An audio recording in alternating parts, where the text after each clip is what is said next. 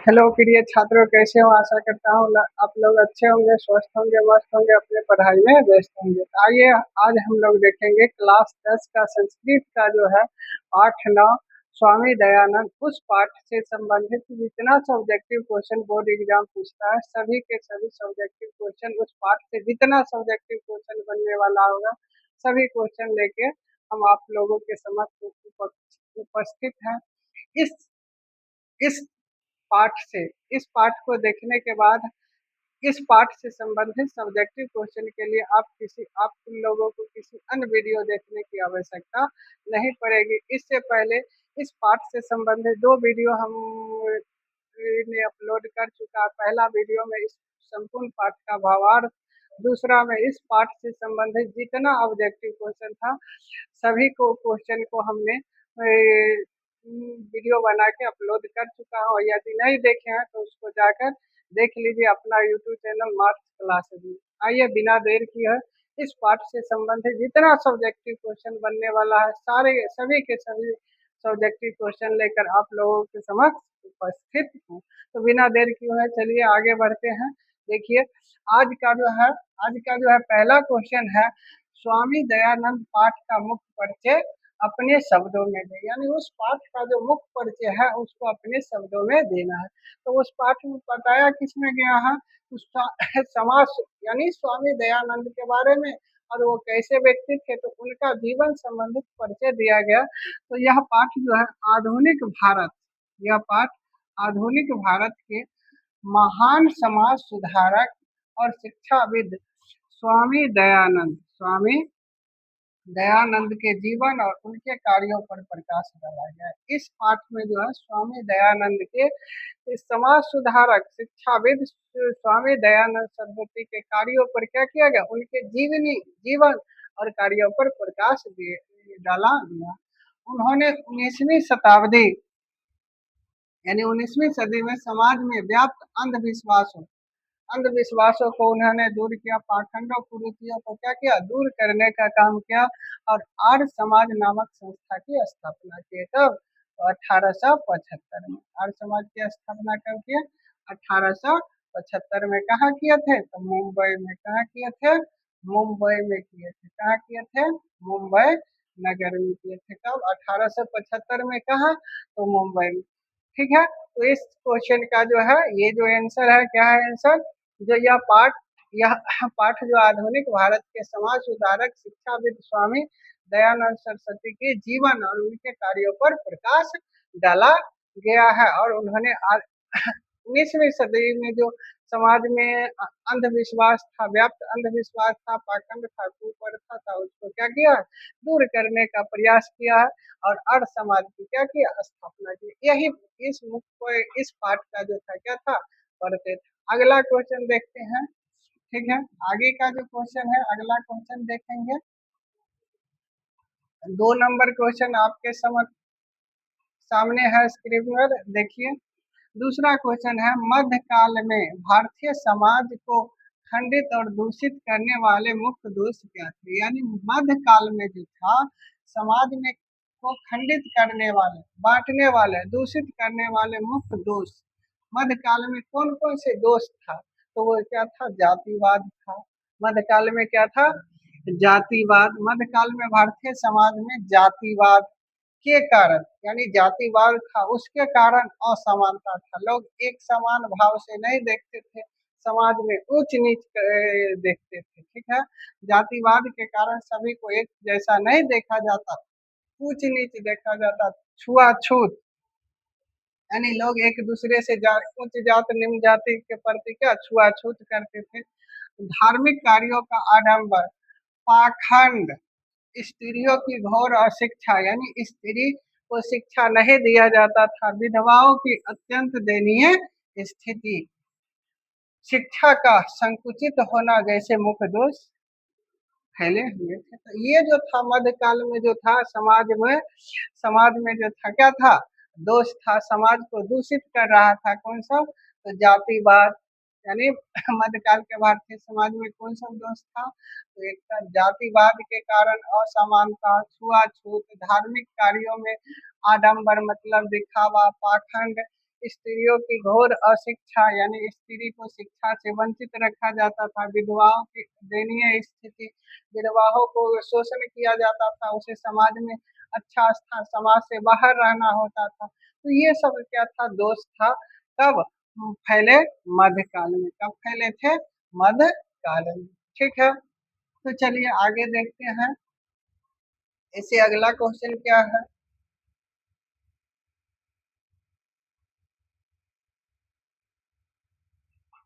मध्यकाल में अनेक दलितों ने हिंदू धर्म का परित्याग क्यों किया? यानी मध्यकाल में जो था, दलितों ने अपना धर्म जो था हिंदू, इसका परित्याग क्यों किया? तो समाज में जातिगत भेदभाव, मध्यकाल में क्या था? जातिगत भेदभाव था, छुआछूत था, और उच्च वर्ग द्वारा किए जाने वाले अनादर, यानी उच्च वर्ग जो था निम्न वर्ग को, दलितों को क्या करता था? तंग करता था, अनादर करता था। उस वह समानता का अधिकार नहीं मिलने के कारण, यानी उसे समानता का, दलितों को समानता का अधिकार नहीं मिलता था, जिसके कारण अनेक दलितों ने विवश होकर हिंदू धर्म छोड़कर दूसरा धर्म अपनाना शुरू कर दिया। तो क्या होता था? उच्च वर्ग जो था, जातिवाद के भेदभाव के कारण उच्च वर्ग जो था निम्न वर्गों के जैसे दलितों के प्रति क्या करता था? भेदभाव करता था, उसे तंग करता था। जो अधिकार उसे मिलना चाहिए समाज में वो नहीं मिलता था, जिसके कारण वो विवश होकर अपना धर्म को ही छोड़कर दूसरा सोचता था। ऐसे धर्म से अच्छा दूसरा धर्म को माना जाए, वह इस धर्म को छोड़कर दूसरा धर्म अपनाना चाहते। चलिए, यहाँ तक में कोई दिक्कत नहीं, चलिए आगे देखते हैं।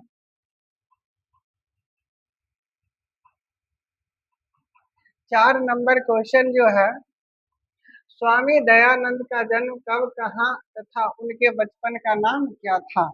स्वामी दयानंद का जन्म कब, कहाँ और उनके बचपन का नाम क्या था? तो स्वामी दयानंद का जन्म जो 1824 ईस्वी में हुआ था। कहाँ हुआ था?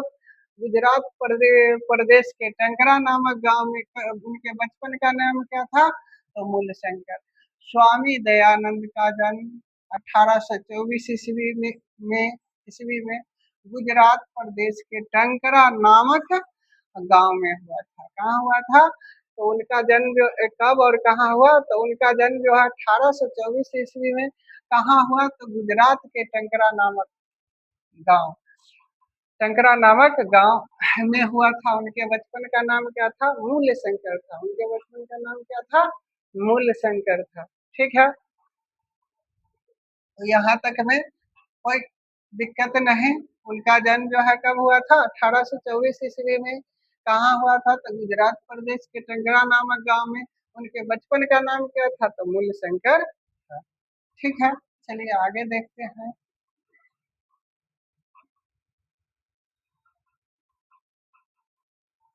मूल शंकर की प्रारंभिक शिक्षा किस प्रकार शुरू हुई? मूल शंकर की प्रारंभिक शिक्षा किस प्रकार शुरू हुई, यानी पहले जो था वह कैसी शिक्षा को प्रारंभ किया? तो उनका परिवार जो था कर्मकांडी परिवार था, एक समृद्ध कर्मकांडी ब्राह्मण परिवार के वो क्या थे? निवासी थे। ब्राह्मण के परिवार से वह आते थे। तो उनका जन्म जो है, मूल शंकर का जन्म जो है एक समृद्ध कर्मकांडी ब्राह्मण परिवार में हुआ था। उस समय पारिवारिक परिवेश के अनुसार उनकी प्रारंभिक शिक्षा पारंपरिक रूप से संस्कृत माध्यम से धार्मिक ग्रंथ और वेदों का अध्ययन के साथ शुरू हुई। यानी उनका परिवार क्या था? एक समृद्ध कर्मकांडी परिवार, ब्राह्मण परिवार हुआ करता था। ब्राह्मण परिवार से वो बिलोंग करते थे। उस समय जो था उनकी पारिवारिक परिवेश के अनुसार ही कोई भी अगर शिक्षा प्राप्त करना चाहता था तो पहले से जो शिक्षा प्राप्त करने के जो विधि था, नियम था, उसी अनुसार से शिक्षा दिया जाता था।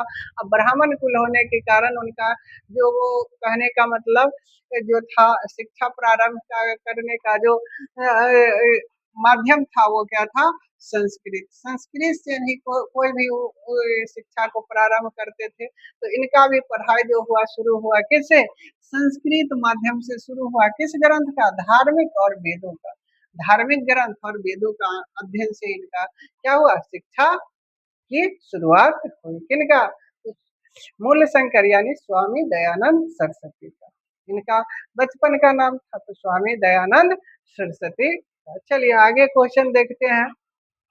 6 नंबर, मूल शंकर के जीवन में महाशिवरात्रि का पर्व उद्बोधक कैसे सिद्ध हुआ है? तो देखिए, महाशिवरात्रि की रात्रि जागरण के समय बालक मूल शंकर महाशिवरात्रि के वह कर्मकांडी परिवार थे, उनके शिव शिव उपासक यानी कहने का मतलब क्या, जो शिव जो क्या शिवरात्रि के दिन जो था क्या हुआ, जो जागरण का आयोजन किया गया तो वहाँ यह क्या किए थे, गए थे, कौन गए थे, मूल शंकर गए थे। महाशिवरात्रि के रात जागरण के समय बालक मूल शंकर ने देखा, यानी जब वह जागरण में गए तो वहां देखा क्या, जो भगवान शिव के जागरण में गए तो देखा क्या, भगवान शिव की मूर्ति पर एक चूहा बिना भय का, बिना डर का, यानी उसे किसी प्रकार का डर नहीं था, बिना डर का जो था चढ़कर अर्पित किए गए प्रसाद को खा रहा था। यानी जब यह रात्रि जागरण में गए तो जागरण में देखा भगवान शिव पर जो प्रसाद चढ़ाए हुए उस पर बिना डर के एक चूहा जाकर प्रसाद को क्या कर रहा था, खा रहा था। इस साधारण दृश्य उनके मन को झकझोर दिया। यह साधारण दृश्य देखकर उनका मन झकझोर दिया, उनका जीवन की दिशा क्या हो गई, बदल गई। यानी वहां से वो अपना रास्ता क्या कर लिए, बदल लिए। वो अपना रास्ता को क्या कर लिए, बदल लिए। मूर्ति पूजा में से उनका विश्वास क्या हो गया, खत्म हो गया। उनका मानना था कि मूर्ति में देवता की वासना नहीं होती है। तभी तो बिना यानी भगवान कुछ नहीं कर रहे, बिना डर के वो क्या कर रहा है, खा रहा है। उसे कोई कुछ कहने वाला नहीं है। तो उनका मन यहाँ से क्या हो गया, बदल गया। जीवन की दिशा क्या हो गया, बदल गया। मन में एक उत्तेजना जगा, उनके जीवन की दिशा क्या हो गया, बदल गया। किस दृश्य को देखकर, तो भगवान शिव पर देखे प्रसाद को जो है चूहा टहल टहल के बिना डर के क्या कर रहा है, खा रहा। यही दृश्य देखकर उनकी जीवन की दिशा क्या हो गई, बदल गई। ठीक है, यहाँ तक समझ में आया होगा। चलिए आगे देखते हैं, अगला क्वेश्चन क्या है। अगला क्वेश्चन आपके सामने स्क्रीन पर जो दिख रहा है, यह है, चूहे की घटना को देखकर मूल शंकर के मन में मूर्ति पूजा के प्रति आस्था क्यों पैदा हो, अनास्था क्यों पैदा हुई, सॉरी अनास्था क्यों पैदा हुई। तो मूल शंकर ने सोचा, मूल शंकर जब देखा भगवान शिव पर क्या चढ़ाए, प्रसाद चढ़ाया गया, चूहा बिना डर के उस पर टहल टहल के खा रहा है, तो उसने यह दृश्य देखकर सोचा, मूल शंकर ने सोचा, जो मूर्ति खुद के पर चढ़े, मूर्ति खुद पर चढ़े पर छोटे से चूहा से नहीं, छोटे से चूहा को नहीं हटा सकती। यानी मूर्ति जो है खुद पर चढ़े, अपने पर चढ़े हुए चूहा को, खुद पर चढ़े चूहा को हटा नहीं सकती है और अपने प्रसाद की रक्षा नहीं कर सकती है। यानी चूहा चढ़ के उन पर और प्रसाद को क्या कर रहा था, खा रहा था। तो उसने उन्होंने सोचा, जो मूर्ति खुद अपना न रक्षा कर सकता, न अपने पर चढ़ाए गए प्रसाद की रक्षा कर सकता, तो वह साक्षात ईश्वर कैसे हो सकता, ईश्वर कैसे, भगवान कैसे हो सकता। भगवान रहते तो वो प्रसाद की रक्षा करते, खुद की रक्षा करते, न अपने रक्षा कर रहे हैं न प्रसाद की रक्षा कर रहे हैं, तो ईश्वर कैसे हो सकता। स्वाभाविक है, वो ईश्वर कैसे हो सकता। वह समझ गए कि मूर्ति केवल बेजान है। यानी वो उनका ऐसा मानना था कि मूर्ति में कोई जान नहीं है, अगर जान रहता तो चूहा को वो क्या करते, भगाते, चूहा को भगाते। वो मूर्ति में कोई जान नहीं है, वो केवल क्या है, पत्थर है। वास्तविक देव मूर्ति में नहीं होते, यानी देवता मूर्ति में नहीं होते। उनका ऐसा भावना जग गया कि देवता मूर्ति में नहीं होते हैं, और इन्हीं से उनके मन मूर्ति पूजा में क्या हो गए, के प्रति क्या हो गया, अनास्था हो गया। यानी आस्था ही उनको क्या हो गया, मूर्ति पूजा में खत्म हो गया। आस्था ही क्या हो गया, मूर्ति पूजा में खत्म हो गया, अनास्था व्यक्त करने लगे। और यही क्वेश्चन को पूछा जा सकता है, स्वामी दयानंद ने मूर्ति पूजा के कैसे विरोधी बने, तो यही यहाँ पर लिखेंगे, यही बताएंगे। जो जब मूल शंकर ने देखा, जो शिव पर चढ़ाए गए प्रसाद को क्या करा, बिना डर के चूहा खा रहा है और मूर्ति कुछ नहीं कर रहा है। तो उनको ऐसा विश्वास हो गया कि मूर्ति में भगवान नहीं होते हैं, और इस प्रकार वो मूर्ति पूजा के क्या बन गए, विरोधी बन गए।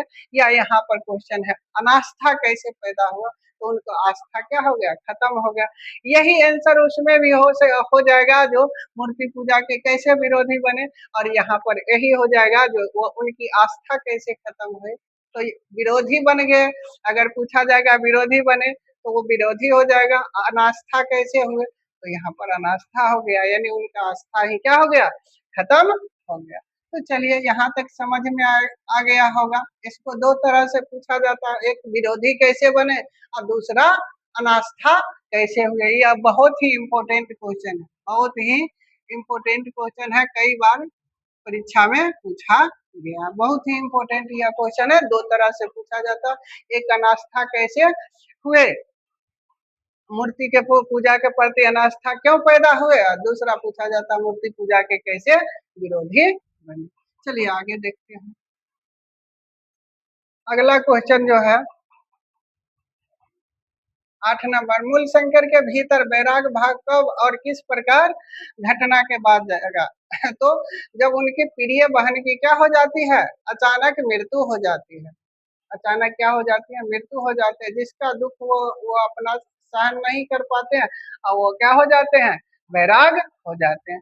तो शिवरात्रि की घटना के बाद मूल शंकर के मन में संशय तो था है, यानी वह घटना जो था उनके मन में एक संशय पैदा कर दिया था। लेकिन इसके ठीक 2 वर्ष के भीतर ही उनकी अत्यंत प्रिय बहन की अचानक क्या हो गई, निर्धन हो गए। एक तो उनके मन में संशय था मूर्ति पूजा में, ऊपर जो देखे प्रसाद को चूहा खा रहा है, मूर्ति कुछ नहीं कर रहे, इससे लेकर उनका संशय था। दूसरा क्या होगा, 2 वर्ष के अंदर ही उनके जो प्रिय बहन थी उनकी क्या हो गई, मृत्यु हो गई। पारिवारिक शोक ने उनके मन को संसार में की नश्वरता को स्पष्ट कर दिया, और वे उनके भीतर एक गहरा वैराग भाव हो गया। यही यही जो दुख उनके को क्या किया, वैराग कर दिया। कौन, तो उनके प्रिय बहन की क्या हो गए, मृत्यु हो गई। यही जो है, चलिए आगे देखते हैं। अगला क्वेश्चन जो है 9 नंबर, स्वामी दयानंद ने अपना गृह त्याग क्यों किया, तो उनके पीछे भी वही कारण है जो अपने प्रिय बहन की मृत्यु हो गई, वो वैराग हो गए, दुखी हुए और अपना घर को छोड़कर ज्ञान की खोज में निकल गए। मूर्ति पूजा से अविश्वास, यानी मूर्ति पूजा से उनका विश्वास खत्म हो गया, और अपनी प्रिय बहन की क्या हो गए, मृत्यु के बाद उनके गहरे वैराग्य के कारण मूल शंकर के मन संसारिक और पारिवारिक जीवन से क्या हो गया, पूरी तरह उलझ गया, उलझ गया, उलझ गया। उनका मन क्या हुआ, उलझ गया, और सत्य और सच्चे ज्ञान की खोज के लिए उन्होंने अपना घर को क्या किया, छोड़ दिया। मूर्ति पूजा से और में तो उनका विश्वास खत्म हो गया, साथ ही उनकी बहन की मृत्यु हो गई, जिससे उनको गहरे चोट पहुंचा, वो वैराग हो गए। वैराग के कारण मूर्ति के मूल शंकर का मन संसारिक और पारिवारिक जीवन से पूरी क्या हो गया, टूट गया, उलझ गया, और वह सत्य और सच्चे ज्ञान की खोज में अपना घर को क्या किया, छोड़ दिया। चलिए आगे देखते हैं।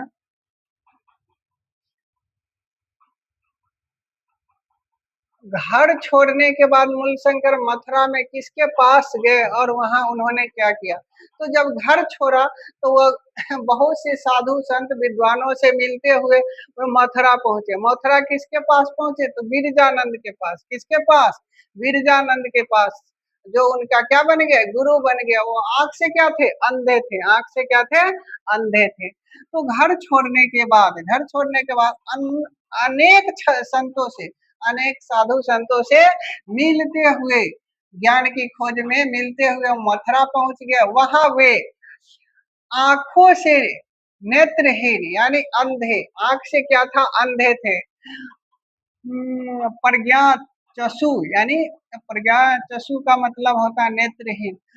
प्रकांड वैदिक विद्वान स्वामी बिरजानंद के शरण में गए। मथुरा जाकर कहाँ गए?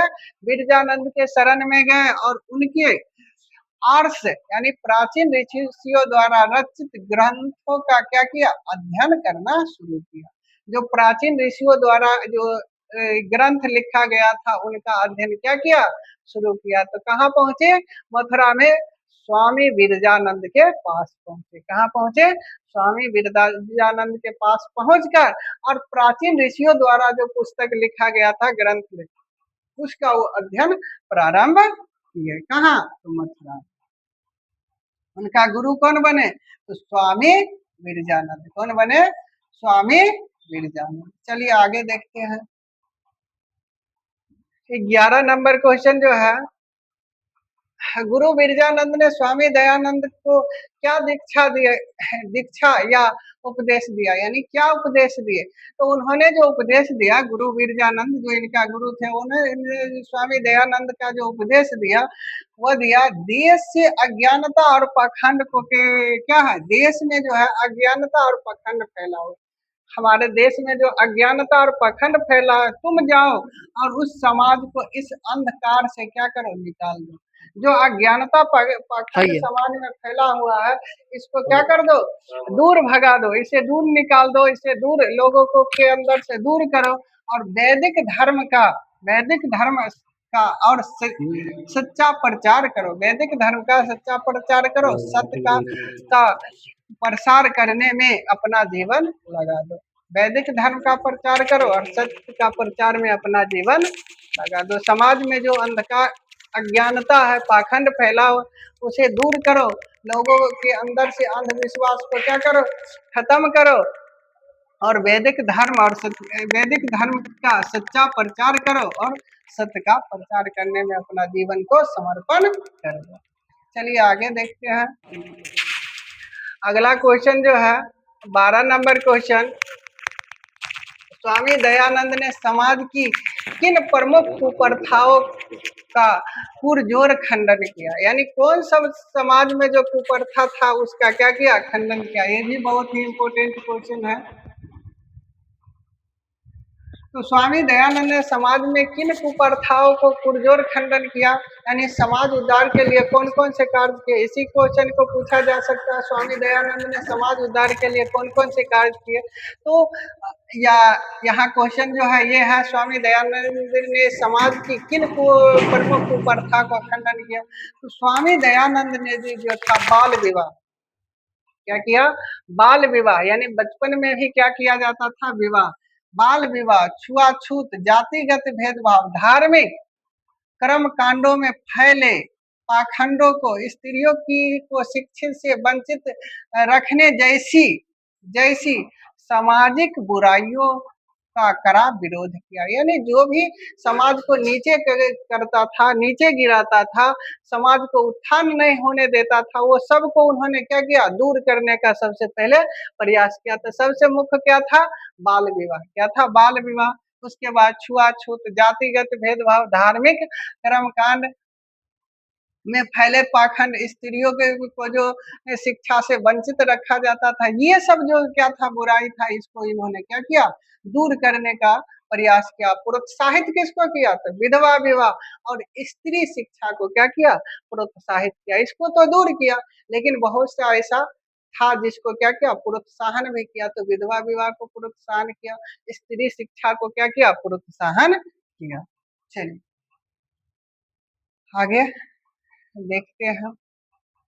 13 नंबर क्वेश्चन है, स्वामी दयानंद किन सामाजिक सुधार कार्य का परबल, इससे पहले जो बोले कौन सा सामाजिक सुधार का परबल दिए? तो विधवा विवाह और स्त्री शिक्षा पर क्या किए? बल दिए। विधवा विवाह और स्त्री शिक्षा पर बल दिए। वही है, स्वामी जी ने समाज सुधार के लिए स्त्री शिक्षा का पुरजोर समर्थन किया। स्त्री को शिक्षित होने के लिए समर्थन किया। विधवाओं कि पुनर्विवाह यानी विधवा दोबारा विवाह कर सकते हैं। विधवाओं के पुनर्विवाह वकालत की ओर से समाज में दबे कुचले दलित वर्ग के समानता का अधिकार दिलाने का प्रयास किया। एक तो क्या किया कि स्त्री शिक्षा पर जोर दिया, स्त्री शिक्षा का समर्थन किया, विधवा विवाह को क्या किया समर्थन किया, और समाज में जो दलित वर्ग को शोषण किया जाता था उसको अधिकार दिलाने के लिए क्या किया, अथक प्रयास किए, उनका अधिकार दिलाने के लिए अथक प्रयास किए। ठीक है, यहाँ तक समझ में आता होगा, यहाँ तक में कोई दिक्कत नहीं। चलिए आगे देखते हैं।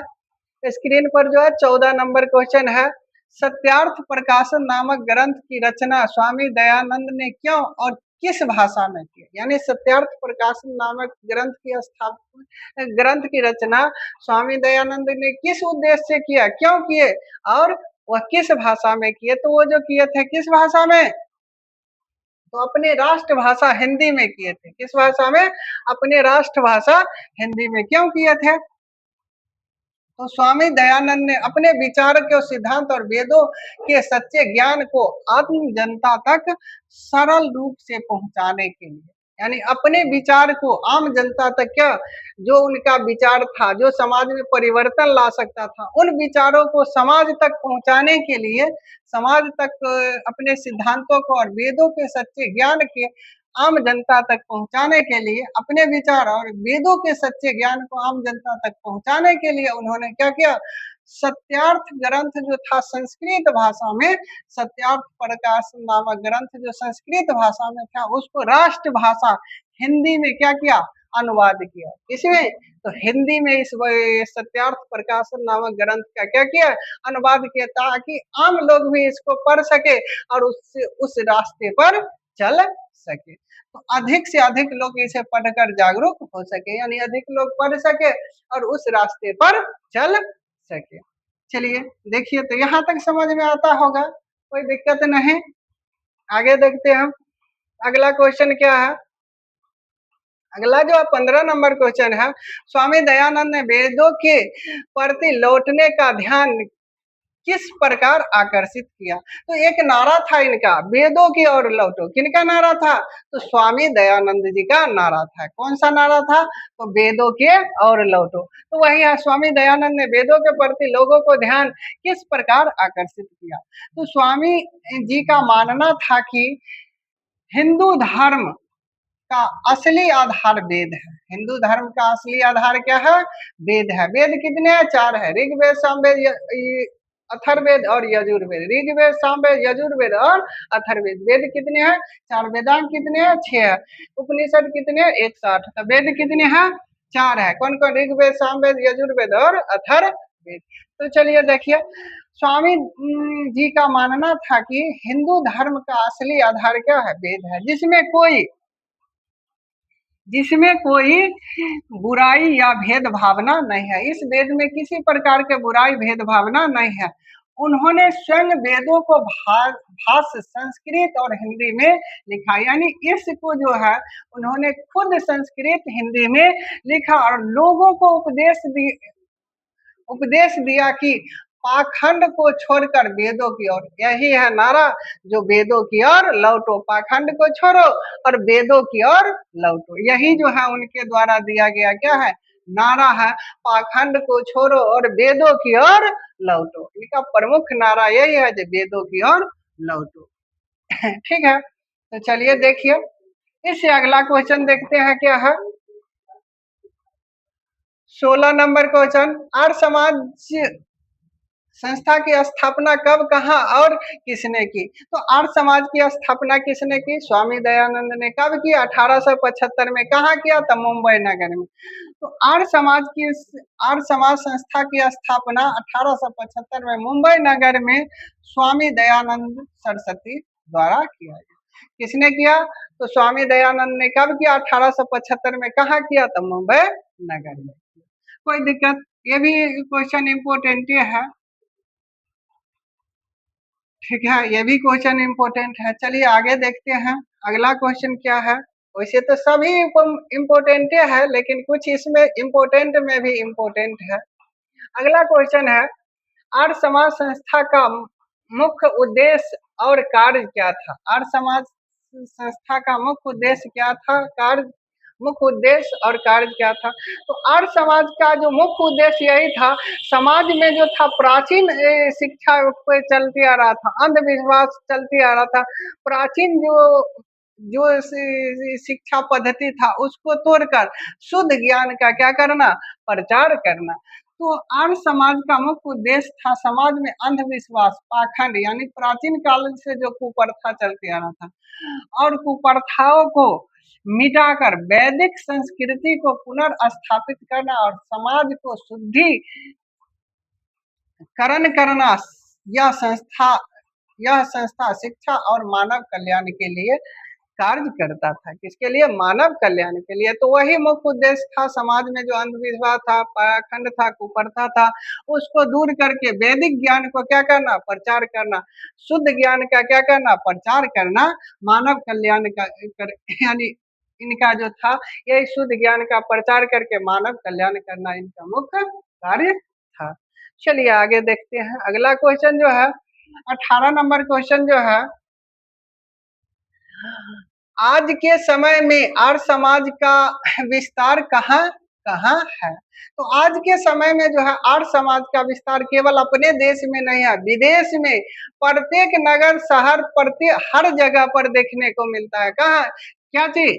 आर्य समाज का विस्तार, यानी आर्य समाज के जो संस्था है इसका शाखा हर जगह पर देखने को मिलता है। आज के समय में आर्य समाज का विस्तार केवल भारत तक ही सीमित नहीं है, केवल अपने देश तक सीमित नहीं है, बल्कि देश और विदेश तक लगभग हर छोटे बड़े नगर में इसकी शाखाएं हैं। यानी इसकी जो शाखाएं हर जगह पर क्या है? व्याप्त है, हर जगह पाया गया, केवल अपने भारत में ही नहीं, विदेश में भी है। छोटे बड़े नगर जहां तहां ये इसकी शाखाएं क्या है? सक्रिय रूप से काम कर रहे हैं। चलिए आगे देखते हैं। अगला क्वेश्चन जो है 19 नंबर जो है, स्वामी दयानंद की मृत्यु कब और उसके बाद उनके कार्यों को किसने आगे बढ़ाया? तो स्वामी दयानंद की मृत्यु जो है 1883 ईस्वी में हुआ था। कब हुआ था? 1883 ईस्वी में। कब? 1883 में। उसके बाद जो था उनकी जो कार्य था उसको किसने आगे बढ़ाया? तो उनका जो शिष्य थे, उनका जो अनुयायी थे, उनके जो पथ पर रास्ते पर चल रहे थे, वही इनके कार्य को आगे तक बढ़ाया। वही है आंसर। स्वामी दयानंद की मृत्यु 1883 ईस्वी में हुई थी। स्वामी दयानंद की मृत्यु कब हुई थी? 1883 ईस्वी में।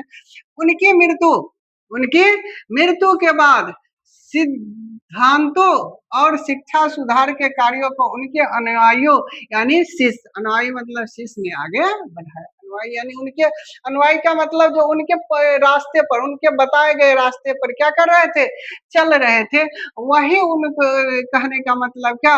जो उनकी जो था सिद्धांत शिक्षा यानी उनका जो कार्य था उसको क्या किया? आगे बढ़ाया, उनके कार्यों को आगे बढ़ाया। चलिए यहाँ तक में कोई दिक्कत नहीं, आगे देखते हैं। 20 नंबर क्वेश्चन जो है, डीएवी विद्यालय की स्थापना किसने किया? इसका जो है डीएवी का जो पूरा नाम होता है दयानंद एल्गो वैदिक। डीएवी का पूरा नाम क्या होता है? दयानंद एल्गो वैदिक। इसकी स्थापना किसने, किसके द्वारा और क्यों किया गया? तो इसकी स्थापना जो है उनके मृत्यु के उपरांत। किनके मृत्यु के उपरांत? तो स्वामी दयानंद के मृत्यु के उपरांत उनके अनुयायी यानी उनको जो उनके बताए गए मार्ग पर चलता था, उनका जो शिष्य था, उन्होंने ही इसकी स्थापना किया था। क्यों किया था? क्योंकि लोगों के अंदर क्या करे? उस तरह की भावना को क्या कर सके? जागृत कर सके, जैसा कि स्वामी दयानंद ने बताए थे। तो डीएवी स्कूल और कॉलेज की स्थापना स्वामी दयानंद की मृत्यु यानी उनके मृत्यु की बाद उनके अनुयायियों द्वारा की गई।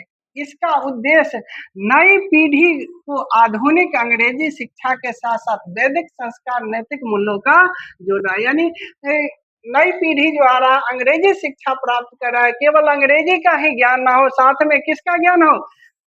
वैदिक संस्कार और नैतिक मूल्य का भी ज्ञान उसे प्राप्त हो। इसीलिए उन्होंने क्या किया, डीएवी की स्थापना की। किसने किया था, तो उनके शिष्य, उनके अनुयायियों ने कब किया था, तो 1883 ईस्वी में जब उनकी मृत्यु हो गई थी, तो उसी के उपरांत जो है इसकी क्या किया था, स्थापना किया था। चलिए देखते हैं आगे। 21 नंबर क्वेश्चन जो है, वास्तव वास्तव वास्तव वास्तवतः देवा प्रतिमा नास्ति, यानी वास्तव में देवता जो होता प्रतिमा में नहीं होता, अर्थात लिखा गया वास्तव में देव प्रतिमा में नहीं होता। मूल शंकर ऐसा विश्वास क्यों था, यानी मूल शंकर का ऐसा विश्वास क्यों था जो मूर्तियों में देव नहीं होते हैं। तो जब वह शिवरात्रि के रात गए कहाँ, जागरण में, तो देखे शिव पर चढ़ाए गए प्रसाद को क्या करा, बिना डर का मूर्ति चूहा क्या करा, उस पर टहल टहल के खा रहा है, टहल टहल के क्या करा, खा रहा, बिना कोई रुकावट का वो खा रहा। इससे इससे ही वह उनका विश्वास क्या हो जाता, खत्म हो जाता। तो जब शिवरात्रि की रात मूल शंकर ने एक तुच्छ मतलब छोटा चूहा, छोटा जीव चूहा भगवान शिव की मूर्ति पर चढ़ाए बिना किसी बाधा के प्रसाद को क्या कर रहा है, खा रहा है। तो उन्होंने एक को लगा जो मूर्ति जो खुद पर चढ़े चूहा को नहीं हटा सकते, यानी मूर्ति जो है खुद पर चढ़े चूहा को नहीं हटा सकते, प्रसाद की रक्षा नहीं कर सकते, वह संसार को कैसे कल्याण करेगी, वह संसार को कैसे चलाएगी, संसार को कैसे कल्याण करेगी, लोगों को कैसे कल्याण करेगी। इसी से उन्हें विश्वास हुआ कि वास्तव देव प्रतिमा में नहीं होते, यानी वास्तव में देव जो होता है मूर्ति में नहीं होता। उनका ऐसा विश्वास जगा किस दृश्य को देख के, वही चूहा की दृश्य देखा जो भगवान शिव पर चढ़ाए गए प्रसाद को क्या कर रहे, खा रहे हैं, मूर्ति पर टहल टहल के आसपास प्रसाद जो चढ़ाया गया सबको खा रहे हैं। इसी दृश्य को देखकर उनका क्या हो गया, विश्वास खत्म हो गया। चलिए आगे देखते हैं। 22 नंबर क्वेश्चन जो है, स्वामी दयानंद को राष्ट्र का उद्धारक क्यों कहा जाता है, यानी देश का उद्धारक क्यों कहा जाता है। तो वो उन्होंने क्या किया, देश उद्धार के लिए बहुत कार्य किए। जो समाज में अंधविश्वास था, कुप्रथा था, उसको दूर किए, नए चेतना जगाई, शिक्षा यानी स्त्री शिक्षा को बढ़ावा दिया, विधवा विवाह को बढ़ावा दिया। ये सब लेकर जो है उन्हें क्या कहा जाता है, राष्ट्र का उद्धारक यानी समाज सुधारक कहा जाता है। स्वामी दयानंद उस समय भारतीय समाज को नई दिशा दी, यानी जो पुराने ज्ञान था, अंधविश्वास था, उसको दूर किया, करने का प्रयास किया, एक समाज को नए मार्ग दिया, नई दिशा दी, संसारिक और सामाजिक रूप से पतन की ओर था, यानी यह जो था समाज की, भारतीय समाज सो पतन की नीचे की ओर जा रहा था, लेकिन इसको यह क्या किया, दिशा को बदल दिया, यानी उन्होंने अंधविश्वास को तोड़कर राष्ट्रीय चेतना जगाई, यानी जो समाज को नीचे की ओर ले जा रहा था उसको उन्होंने दूर किया, उसको दूर करने का प्रयास किया, लोगों में नई चेतना जगाया, स्वदेशी और राष्ट्रभाषा हिंदी का समर्थन किया। इसीलिए उन्हें क्या कहा जाता, राष्ट्र का उद्धार कहा जाता है, यानी राष्ट्र उद्धार का उन्होंने क्या किया, काम किया, जो लोगों में नई चेतना जगाया। समाज बुराई की ओर जा रहा था, समाज दिन प्रतिदिन नीचे की ओर जा रहा था, किस कारण से, तो अंधविश्वास के कारण से। तो उसमें एक नई चेतना जगाई और देश को क्या किया, नए राष्ट्र के उत्थान का उन्होंने क्या किया, कार्य किया। इसीलिए उन्हें राष्ट्र का उद्धारक कहा जाता है। चलिए आगे देखते हैं 23 नंबर क्वेश्चन, स्वामी दयानंद के विचारों के प्रचार से पंडित पर क्या प्रभाव पड़ा। तो स्वामी दयानंद के विचारों से के प्रचार से जो उनके जो पंडित जो था वह क्या हो गया, पराजित हो गया, यानी वो भी स्वामी दयानंद के विचार को क्या किया, समर्थन किया, वो भी समर्थन किया, उनसे पराजित होकर उनका क्या बन गया, शिष्य बन गया। तो स्वामी दयानंद अज्ञानता और पाखंड के खिलाफ शास्त्रार्थ किया, यानी शास्त्रों का क्या किया, दोनों के बीच साक्षात हुआ, किसको? पंडित और स्वामी दयानंद के बीच।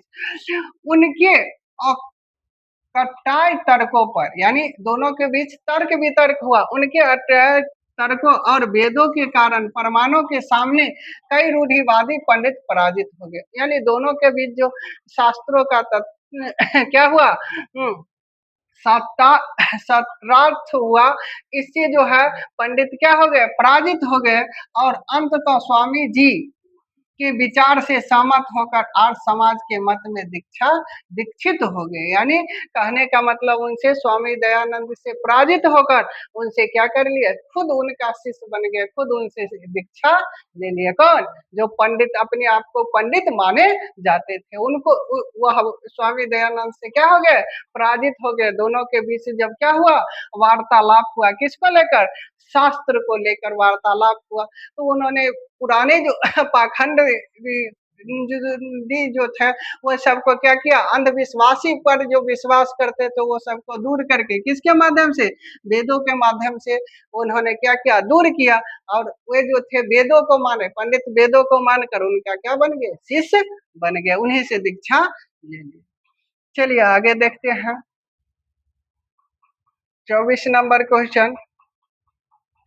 24 नंबर क्वेश्चन है, स्वामी दयानंद पाठ से हमें हमें क्या मुख्य शिक्षा या प्रेरणा मिलती है? उस पाठ से हमें क्या शिक्षा मिलती है, प्रेरणा मिलती है? तो इस पाठ से हमें यह प्रेरणा मिलती है कि हमें आंख मूंद पर किसी रूढ़िवादियों या परंपरा, प्राचीन से जो परंपरा चलती आ रहा, आंख मूंद पर कर उसको नहीं मानना चाहिए, उस पर विश्वास नहीं करना चाहिए।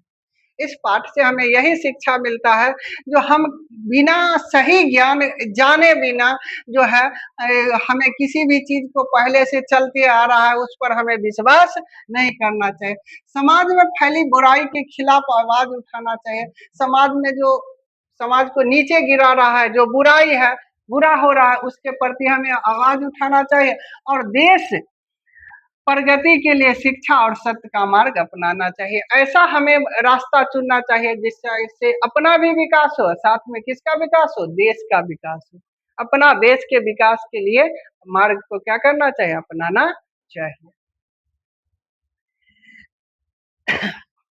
आगे जो है 25 नंबर क्वेश्चन जो है लास्ट, आज का लास्ट क्वेश्चन है, इस चैप्टर का लास्ट क्वेश्चन है। क्या है क्वेश्चन? वर्तमान शिक्षा पद्धति और समाज के सुधार में स्वामी दयानंद आर्य समाज का क्या योगदान रहा? यानी वर्तमान शिक्षा पद्धति समाज सुधार में स्वामी दयानंद और आर्य समाज का क्या योगदान रहा? तो वर्तमान शिक्षा पद्धति में गुरुकुल और डीएवी स्कूल के माध्यम से आधुनिक ज्ञान के साथ साथ नैतिक शिक्षा का प्रचार हुआ। किसके माध्यम से? वर्तमान शिक्षा पद्धति में जो गुरुकुल और डीएवी स्कूल के माध्यम से जो आधुनिक ज्ञान दिया गया, नैतिक ज्ञान का प्रसार हुआ, जिससे समाज सुधार में रूढ़िवादी को तोड़कर समानता और शिक्षा का प्रकाश फैलाने में उनका योगदान हमेशा अविस्मरणीय है, यानी याद करने योग्य है। जो क्या कर सकता? समाज को एक नई दिशा दे सकता है। तो आज का जो था यही प्रमुख 25 क्वेश्चन था, किस पाठ से? स्वामी दयानंद पाठ से। किस पाठ से? स्वामी दयानंद पाठ से। इतना ही क्वेश्चन आप लोगों को जो है कहने का मतलब इस चैप्टर से अगर क्वेश्चन पूछा भी जाता है तो बोर्ड एग्जाम में इससे अलग क्वेश्चन इस चैप्टर से नहीं बन सकता। जितना बनने वाला था सभी के सभी क्वेश्चन जो था आज हम इस वीडियो में आप लोगों के सामने प्रस्तुत किए। आगे अगले चैप्टर के लिए, तब तक के लिए जय हिंद।